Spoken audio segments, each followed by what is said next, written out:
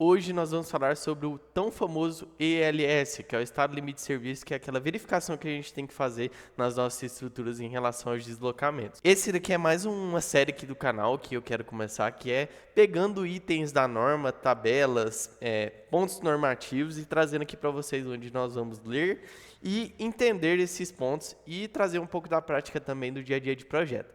Bom, essa tabela aqui muita gente já viu, que é a tabela 13.3, que ela traz os limites para os deslocamentos da nossa estrutura.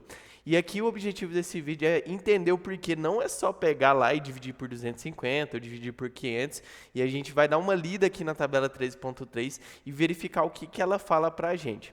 As mais utilizadas aqui, tem algumas que são mais utilizadas, mas a gente vai ler essa tabela aqui e aí depois eu trago esses itens aqui para você. Então, a tabela ela traz aqui vários valores em relação ao tipo de efeito que a gente quer analisar na nossa estrutura.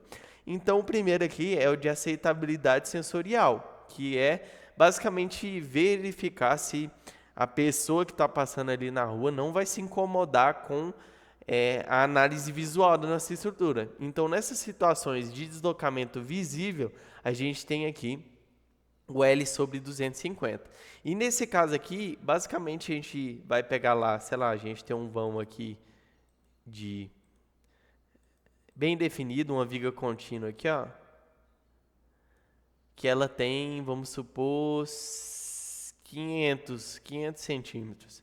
Então vamos supor que aqui tem 500 e aqui tem 500.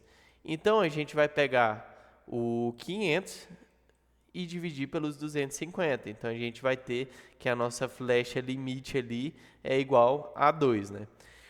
E a gente também tem relação à questão das vibrações. Se a gente quiser verificar essa vibração sentida no piso, a gente vai pegar e dividir por L sobre 350. Então, aqui a gente traz uma variação do coeficiente que a gente vai ter que dividir em relação ao vão, né?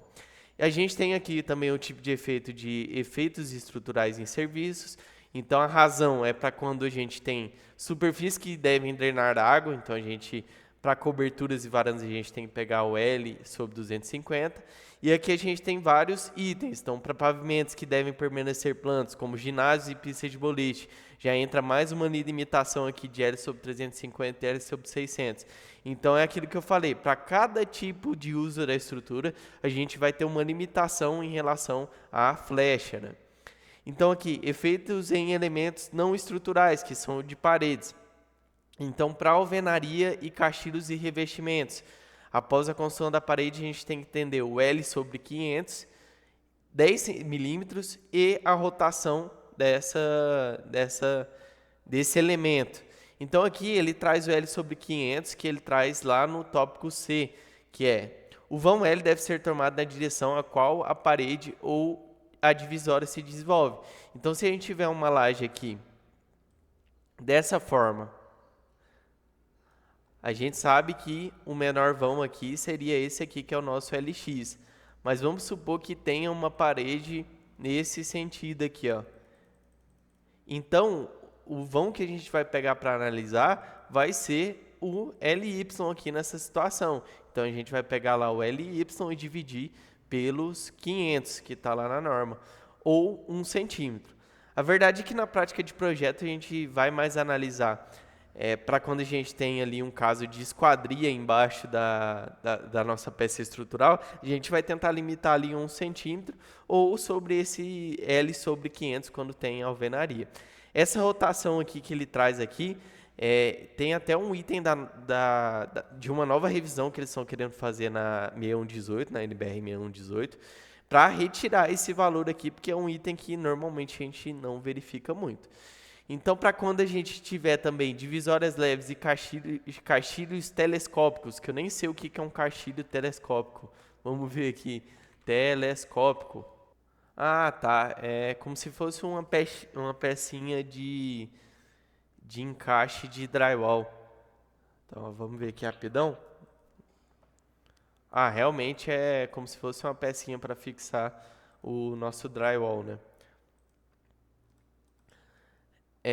Para quando a gente tem a movimento lateral do edifício, a gente tem aqui as verificações com base nos pavimentos e na altura dele, para ver quanto que ele está variando assim lateralmente. Em relação a movimentos térmicos verticais, isso aqui praticamente a gente não analisa em residências menores, que é o que eu costumo trabalhar aqui, com residência de alto padrão a gente não verifica muito. Então aqui a norma também traz o tipo de efeito para efeitos e elementos não estruturais, como forros e pontos rolantes. Isso aqui, pontos rolantes para... Eu vejo que pontos rolantes o pessoal trabalha muito em metálica, né? Acho que não entraria muito aqui para o nosso dia a dia. Para os forros, a gente tem uma limitação aqui para movimentos térmicos, que a gente acaba não olhando muito. Revestimentos colados, a gente acaba não olhando muito também isso aqui. Revestimentos pendurados com juntas L sobre 75. Para te falar a verdade, esse tópico aqui eu praticamente não olho muito nos projetos. O que ficaria aqui era a aceitabilidade sensorial e os efeitos em elementos não estruturais. Vamos ler aqui os tópicos que eu acho que é bem importante. A insígnia A aqui. A superfície deve ser suficientemente desinclinadas ou deslocamento previsto compensado por contraflechas de modo a não ter acúmulos de água. Então, quando for uma peça ali que pode ter um acúmulo de água, a gente tem que prever uma contraflecha para que essa água escoe ali, né? B. Os deslocamentos podem ser parcialmente compensados pela especificação de contraflechas. Caramba, eu tô meio gago hoje, né? Então, a gente tem que limitar a nossa contraflecha em L sobre 350. Então, deixa eu aumentar aqui nossa folhinha. Então, se a gente tiver aqui um elemento, uma viga contínua novamente, se ele estiver deslocando muito, vamos supor que aqui tenha 5 centímetros. Vamos supor que aqui tenha 5 centímetros. Vamos supor que aqui tenha os mesmos 500 que a gente tinha dado lá em cima. Então, o limite aqui, a flecha limite, ela é 500 sobre 250, né? 500 sobre 250, que seriam os 2 centímetros. 2 centímetros. Então, se a nossa peça está variando 5, a gente poderia colocar uma flecha aqui de 3 centímetros. Mas será que a gente pode? A gente tem que verificar isso. Então, ali o limite da flecha, limite que eu colocar, o limite da contraflecha, seria de 500 sobre 350. Deixa eu ver quanto que dá aqui na calculadora. 500 sobre 350, que seria de 1,43 que a gente poderia colocar de contraflecha. Então, significa que se a gente tem um deslocamento aqui de 5 centímetros, a gente não pode colocar os 3 ali para chegar nos 2 limites e tá tudo bem. A norma especifica aqui nesse caso que a gente tem um valor mínimo, um valor máximo, aliás, de 1,43 que a gente poderia colocar ali de contraflecha.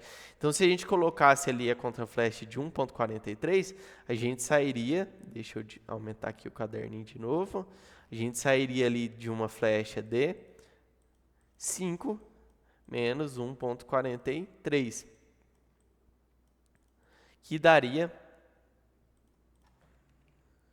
3,57, que ainda não estaria no limite. Então, essa flecha aqui estaria vetada ali, a gente não poderia utilizar essa solução que a gente estava aqui, com essas seções pré-definidas, e a gente não poderia utilizar por conta que a aceitabilidade sensorial não daria certo. Não estaria muito legal para quem... Zé Vitor, mas a minha viga passou no estado de limite último de serviço. Eu estou conseguindo armar ali os ferros longitudinais, os estribos, torção, tá tudo certo, mas não está passando em estado de limite de serviço. Então, a pessoa que está passando ali vai ver uma barrigona e ela vai se incomodar com aquilo, achar que está caindo, mesmo que às vezes nem esteja caindo de fato, né? Então... basicamente é isso aqui que traz a norma. A nota 4 aqui, ela fala que o deslocamento excessivo ela pode ser parcialmente compensado por contraflecha, foi o que a gente viu ali embaixo.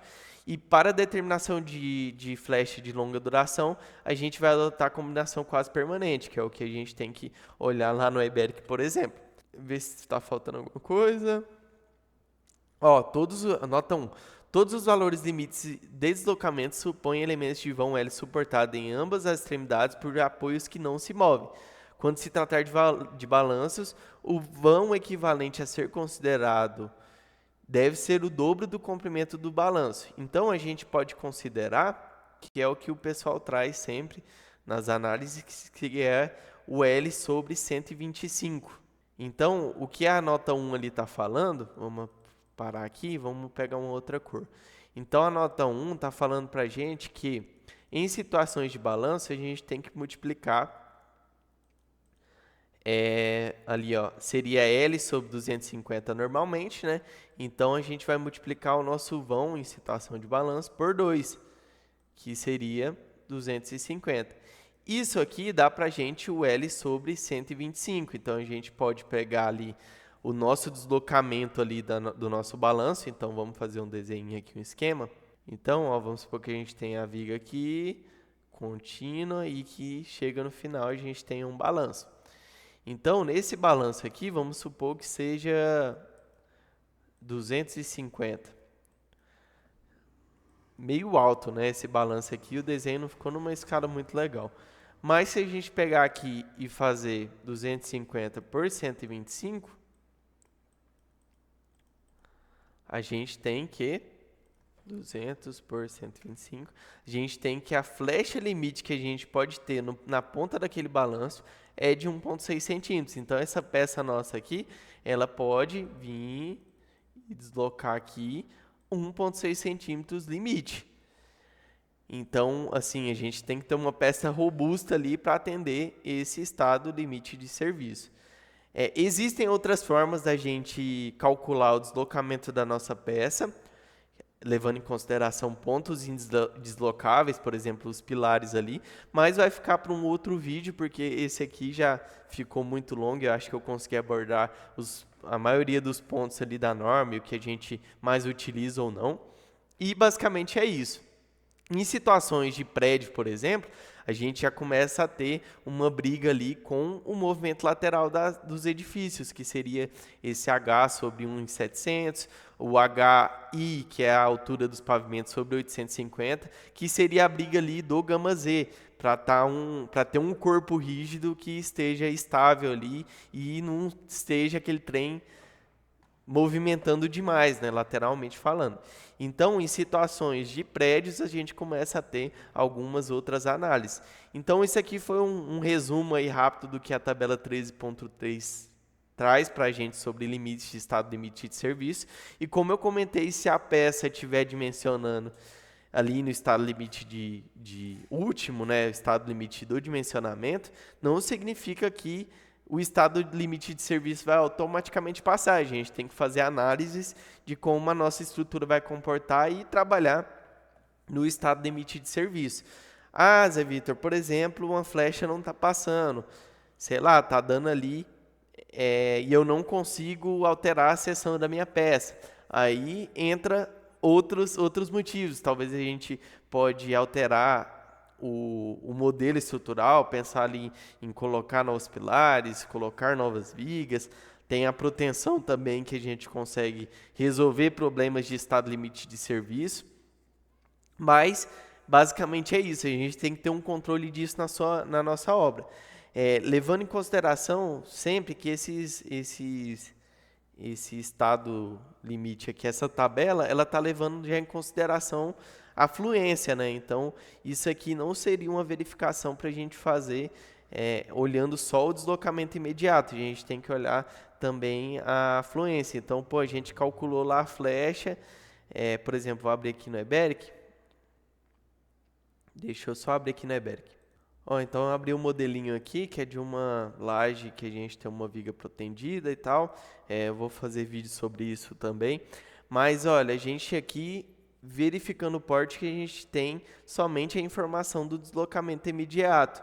Então, se a gente for pegar aqui esse ponto mais crítico aqui, olha, a gente está com 0,55 e esse valor deve ser multiplicado por 2,3, 2,5, varia ali de acordo com aquela formulinha da fluência. Então, nosso limite aqui estaria, ou nossa flecha real estaria em torno de 1,3 centímetros. Isso aqui ele tem que ser comparado com aqueles valores lá da norma, verificar se está dentro desses valores aqui. Então, basicamente é isso. Se você gostou desse vídeo, não esquece de deixar seu like e mandar para um amigo seu. É obrigação mandar para um amigo seu que está começando em estruturas e está querendo aprender aí um pouco mais sobre engenharia estrutural de concreto armado protendido. Então, manda para ele. É obrigação sua sair desse vídeo e mandar esse vídeo para ele. E é isso. Espero que vocês tenham gostado e tamo junto. Valeu!